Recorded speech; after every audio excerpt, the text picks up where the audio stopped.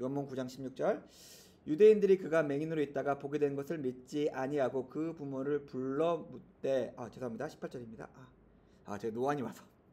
바리새인 중 어떤 사람은 말하되 이 사람이 안식일을 지키지 아니하니 하나님께로부터 온 자가 아니라며, 어떤 사람은 말하되 죄인으로서 어떻게 이러한 표적을 행하겠느냐 하여 그들 중에 분쟁이 있었더니, 이에 맹인되었던 자에게 다시 묻되 그 사람이 내 눈을 뜨게 하였으니 너는 그를 어떠한 사람이라 하느냐. 대답하되 선지자이니라 하니, 유대인들이 그가 맹인으로 있다가 보게 된 것을 믿지 아니하고 그 부모를 불러 묻되 이는 너의 말에 맹인으로 났다 하는 너의 아들이냐? 그러면 지금은 어떻게 해서 보느냐? 그 부모가 대답하여 이르되 이 사람이 우리 아들인 것과 맹인으로 난 것을 아나이다. 그러나 지금 어떻게 해서 보는지 또는 누가 그 눈을 뜨게 하였는지 우리는 알지 못하나이다. 그에게 물어보소서. 그가 장성하였으니 자기 일을 말하리이다. 그 부모가 이렇게 말하는 것은 이미 유대인들이 누구든지 예수를 그리스도로 시인하는 자는 출교하기로 결의하였으므로 그들이 무서워함이러라. 아멘.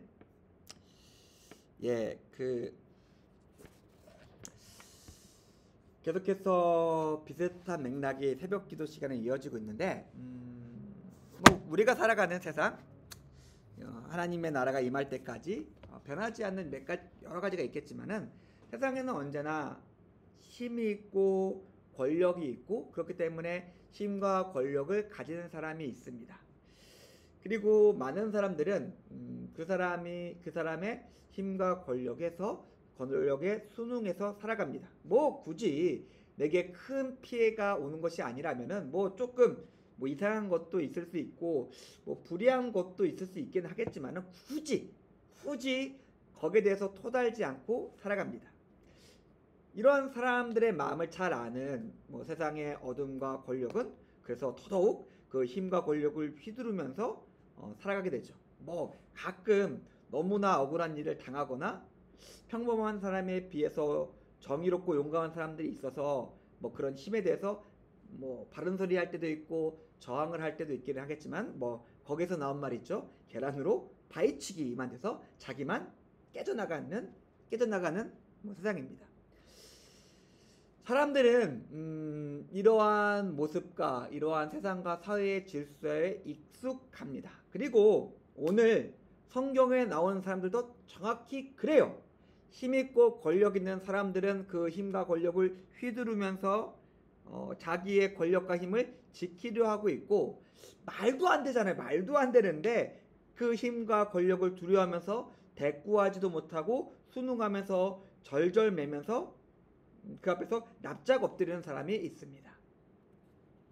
그런데 세상이 원래 그렇기 때문에 세상이 이렇게 돌아간다 라고 한다면 별로 문제가 없겠죠. 그런데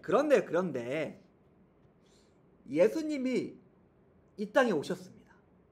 그리고 예수님께서 말씀하셨습니다. 그리고 하나님과 성령의 역사가 있습니다. 그리고 예수님께서 오셔서 말하셨던 것들과 성령의 능력과 역사와 하나님 나라가 우리 귀에까지 전해지고 들렸고, 그리고 명백하게 하나님 나라와 역사와 영광이 내 앞에서 이루어지고 있습니다. 부정할 수 없는 하나님의 나라와 하나님의 역사가 있습니다. 그런데 세상의 어둠은 지금 우리에게 얘기합니다. 빛이 없다. 어둠이다. 빛은 죽었다라고 이야기하고 있습니다. 아니, 지금 우리 눈앞에 빛이 비춰서 우리가 어떤 것이 무엇인지 명확히 알 수 있는데, 세상의 힘과 권력과 세상의 질서와 세상의 권세를 잡은 자들은 자기들이 눈을 감고 빛이 비치니까 자기들의 눈을 감고 말하면서 빛이 없다고 말하고 있고, 그리고 눈을 뜨려는 모든 사람에게 달려가서 멱살을 잡고 흔들고 있는 것입니다. 우리는 어떨까요? 오늘 이 얘기는 아마 그 힘을 가진 자의 이야기도 우리 얘기일 수 있고, 그 힘에 순응하며 살아가는 사람의 이야기도 우리 이야기일 수도 있고, 그 뒤에 나오는 그 맹인이었던 사람의 모습이 우리의 모습일 수 있습니다. 오늘 이 말씀을 같이 생각해 보면서 하나님이 우리에게 하시는 말씀, 그리고 빛이 비쳤을 때 하나님의 사람들은 어떠한 마음으로 어떻게 결정하며 어떻게 행동하는지에 대해서 우리 같이 생각해보는 시간이 됐으면 좋겠습니다. 먼저 맹인이었던 사람이 있는데 16절에 보니까 바리새인의 반응이 정말 극단적으로 나눕니다. 한 무리의 사람들은 안식일을 어겼다 하면서 이거는 율법을 어겼다, 죄인이다, 그리고 뭐 뒤에 지나가면 하나님을 모욕했다, 뭐 죽어야 된다라고 이야기하는 사람들이 있고, 다른 한 무리의 사람들은 아니 좀 봐라, 아니 이러한 역사가 나타났는데 야 이거 하나님 아니면 설명할 수가 없잖아 라고 이야기하는 사람들이 있습니다. 뭘까요? 저는 그 이유가 우리가 읽지 않았지만 11절에 보면은 이 일련의 과정 속에서 예수님의 이름이 처음으로 그들 사이에 등장합니다. 아마 예수님의 이름이 없었다면 안식일이고 뭐군 간에 야 너 눈 떴어? 야 진짜 축하한다. 어떻게 이런 일이 있을 수 있냐? 야 하나님께 영광 돌리자 박수! 하고 딱딱딱 치면서 사람들이 모두 기뻐했을 거예요. 그런데 예수라는 이름이 등장하자마자 바리새인들이 극렬하게 반응합니다. 뭐 예를 들어서 물인데 수은인가요? 염산인가요? 그것을 물에 뚝 떨어뜨리면 팍 하면서 격렬하게 타들어가는 것처럼 예수라는 이름이 등장하니까 갑자기 신경질적으로 정신병자들처럼 반응하는 사람들이 있습니다. 그리고 누가 봐도 하나님의 역사와 영광이라고밖에 해석할 수 없는 그런 상황에 대해서 아예 눈을 가려버려요. 그냥 안식일 저놈 죽일 놈 저놈 죽어야 돼 라고만 이야기하고 있는 겁니다. 왜 그런가요? 말도 안 되게 어리석어 보이고 말도 안 되게 비열해 보이는 행동입니다. 그런데 우리는 안 그런가요? 저는 저희에서 주관적이죠. 근데 제가 다른 사람을 볼 때 아니 갑자기 그냥 급발진하는 사람들이 급발진하는 경우가 있어요. 아니 저게 저렇게 화낼 일인가? 라고 할 때가 있고, 그 다음에 다른 사람이 저에 대해서 저를 보고 그렇게 말할 때가 있어요. 아니 그렇게 행동할 거 아니잖아. 그렇게 말할 건 아니야. 네가 지금 오버하고 있는 거야 라고 말할 때가 있습니다.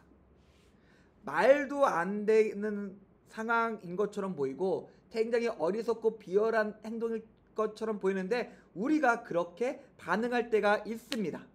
명확하게 하나님 뜻이 무엇인지 무엇이 정의인지 알지만은 그러나 우리 안에 있는 깊숙이 자리 잡고 있는 우리가 가진 어떠한 것이 물과 염산이 만났을 때 그 반응처럼 우리를 반응하게 만듭니다. 무엇이 하나님의 뜻인지 알면은, 그러니까 눈에 보이는 하나님의 역사와 영광이 있으면 거기에 순종하면 되는데, 아 하나님이 여기 계시구나 아멘하고 따라가면 되는데 거기서 턱 막히면서 도저히 더 이상 그 앞으로 나가지 못하게 하는 그 시간과 그 장소와 어떠한 일이 있습니다. 우리에게도 있을 것 같아요. 그런데 반대의 사람이 있죠. 고침을 받은 사람이에요. 이 사람의 특징이 뭐냐면은 다른 어떠한 것도 고려하지 않아요. 그 마음에 다른 어떤 것도 들어있지 않습니다. 그저 단순하게 판단하고 분명하게 이야기합니다. 예수는 선지자입니다 라고 이야기해요. 물론 이 사람은 눈이 떠진 다음에 예수님을 보긴 했겠지만은 예수님을 잘 알지도 못했고 그 다음에 메시아나 예수님께 말씀드린 적도 없었습니다. 그러나 자기에게 임했던 일들이 명확하게 무엇인지 알고 그것이 하나님의 역사와 영광인 줄 알고 그것으로 판단하며 말할 수 있는 거예요. 나를 고쳐준 이는 예수고 그는 선지자입니다 라고 말할 수 있었습니다. 그 앞에서 난리를 피웠던 바리새인과 맹인이었던 이 사람의 명확한 차이가 바로 여기 있습니다. 눈에 보이는 명백한 역사와 영광과 하나님의 인도하심이 있으면 그것에 그대로 반응한다는 것이죠. 신앙은 이런 게 아닐까 생각이 들어요. 내가 가지고 있는 죄가 있고 고집이 있고 어둠이 있습니다. 그런 것들이 있어요. 그런 것들이 또한 나를 붙잡기도 하고 세상 사람들이 그것을 통해서 나를 억누를 때도 있습니다. 그런데 이러한 것이 아니라 단순하게 내게 지금 들린 음성이 하나님의 말씀이네? 그럼 따라가야지. 내가 말씀 펴서 말씀을 보니까 이게 하나님의 뜻이고 이게 하나님의 의로우심이요 이게 하나님의 나라네? 따라가야지. 우리의 믿음의 공동체가 함께 서서 하나님 나라를 만들어가네? 함께 만들어가야지. 단순하게 하나님의 음성과 하나님의 인도와 하나님의 역사에 반응하며 결정하며 행동하는 것이 그것이 믿음, 그것이 신앙이 아닐까 싶습니다. 오늘 말씀을 보면 그래요. 지금 저는 제가 누차 성도님들에게 말씀드리는 것이 이겁니다. 하나님은 우리에게 말씀하세요. 하나님이 침묵하신다? 아니요, 그런 적은 없는 것 같아요. 우리의 마음이 염려와 근심과 걱정과 두려움과 탐욕과 욕망으로 가득 차가지고 아예 그것들이 내 마음과 내 귀를 꽉 막아서 하나님의 음성이 없는 것처럼 나를 착각하게 만들 수는 있어요. 그러나 하나님은 침묵하지 않으십니다. 하나님은 언제나 우리에게 말씀하세요. 그 말씀이 들리면은 그 말씀을 바로 듣고 인정하고 따라가면 됩니다. 하나님의 말씀이 들리지 않는다, 하나님의 역사가 내 앞에 없는 것 같다 라고 생각이 들면 우리의 귀를 꽉 틀어막고 있는 것들을 잡아서 끄집어내야 되고, 우리의 마음을 검은 구름처럼 가득 채우고 있는 그 검은 것들과 그 죄와 탐욕과 욕망과 두려움을 일단 걷어내야 돼요. 그러면 하나님의 음성이 무엇인지 하나님의 뜻이 무엇인지 들을 수 있고 분별할 수 있고 그것을 따라갈 수 있습니다. 그런데 명확하게 이 맹인이었던 사람이 결론 내잖아. 예수는 선지자입니다. 그러냐, 알았다, 끝 하면은 이야기는 여기서 끝납니다. 근데 바리새인들은 포기하지 않아요. 어떻게 할까요? 야, 엄마 데려와. 너 집에 가서 아빠 데려와. 이제는 뭐지? 부모를 호출합니다. 앞선 말씀에서 다 알고 있었어요. 이 사람은 장님이었다. 그리고 이 장님이었던 사람이 눈을 떴다. 이 장님이었던 사람이 눈을 떴다. 이 가운데서 일어날 수 있는 것은 하나님의 능력과 역사밖에 없다. 명백했어요. 그런데 이 바리새인들은 뜬금없이 부모를 호출합니다. 뭘까요? 부정하고 싶은 거죠. 어떻게든 그들에게 필요했던 거는 일어났던 일들에 대해서 명확하게 깨닫는 것, 하나님의 능력, 역사, 그런 게 아니라 이들에게 필요했던 것은 꼬투리가 필요했어요. 누구나 다 아는 사실을 이제 이 맹인의 증언은 끝났어요. 너무 명백해요. 그 맹인보다 더 증인으로 신빙성 있는 부모를 불러다가 부모의 말을 통해서 이 맹인의 말을 거꾸로 틀리고 싶었던 거예요. 어떻게든 예수 그리스도는 안식일을 범한 인물로 정죄되어야만 했습니다. 바리새인들에게는 이들의 어두운 마음과 힘과 권력과 정치를 유지하기 위해서, 아니 갑자기 어떤 사람이 나타나서 하나님 말씀을 전하고 하나님의 능력으로 이렇게 사람들 고치고 그러면은 자기들은 이제 낙동강 오리알이잖아요. 누가 자기 말을 듣겠어요? 밖에 나가면 앉은 병도 일으키고 눈먼 자도 눈뜨게 해주고 묻는 병도 깨끗게 해주고 귀신을 쫓아내고 몇천 명을 그냥 떡으로 배불리 먹이는 사람이 있는데 누가 바리새인의 말을 듣겠어요?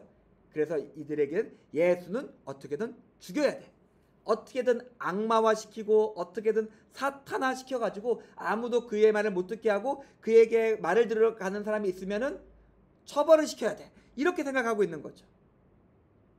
너무나 명백한 하나님의 말씀이 임했음에도 불구하고 이들은 하나님을 말이 좀 웃긴데 하나님을 정죄하고 있어요. 부모가 와서 대답을 합니다. 23절 이후에 대답을 해요. 21절부터 계속 대답을 합니다. 근데 여기서 부모의 대답을 통해서 살펴보면은 명확하게 보이는 감정과 태도가 있습니다. 두려움이에요. 사실상 죽은 것과 마찬가지였던 아들이 살아서 다시 돌아왔던 기쁨과 감격은 찾아볼 수가 없어요. 이 사람들의 말에서 살펴볼 수 있는 감정과 태도는 두려움과 회피입니다. 권력을 가진 바리새인들의 심기를 거스르지 않고자 최소한의 것만 언급하고 있습니다. 장님이었던 아들이 하나님의 능력과 역사를 통해서 회복되었다는 기쁨 사실을 철저히 회피하고 있어요. 이들은 글쎄요, 이렇게까지 말하면 좀 너무 극단적이고 너무 과장한 것 같긴 하지만은 아들이 장님처럼 취급하고 있는 거죠. 사실상 죽은 아들을 취급하고 있었던 것입니다. 그러면서 모든 죽음과 책임을 다시 자기 아들에게 돌리고 있습니다. 여기에 두 부류의 사람들이 있습니다. 두려움에 이끌린 사람들이 있고, 두려움에 지배를 받는 사람들이 있고, 탐욕과 욕망에 지배를 받는 사람들이 있습니다. 그리고 이 두 사람들은 모두 한 가지의 행동을 하게 됩니다. 빛을 거부합니다. 두 가지 사람이 있습니다. 욕망과 탐욕에 이끌려 삶을 살아가는 사람은 빛을 거부합니다. 왜요? 세상에서 돈 벌려면, 세상에서 성공하려면, 세상에서 번듯하게 살아가려면, 세상 사람들처럼 행동해야 되니까 빛을 거부합니다. 두려움에 눌린 사람들이 있습니다. 두려워요. 빛이 있다는 것도 알게 되었고, 빛을 바라봐야 되는 것도 알게 됐는데, 빛을 바라보면 사람들이 죽인다라고 무섭게 하고 있습니다. 그 무서움에 눌려서 그의 눈을 열지 못하는 사람이 있습니다. 그리고 마지막에 빛을 보게 된, 그리고 빛으로 판단하고 행동하는 이들의 아들 맹인이었던 사람이 있습니다. 사랑하는 성도님들, 우리는 어떤 것으로서 선택하면서 어떠한 모습으로 살아가고 있을까? 분명히 죄송합니다. 분명히 우리는 이 세 부류의 사람들 중에 하나의 모습이었을 거예요.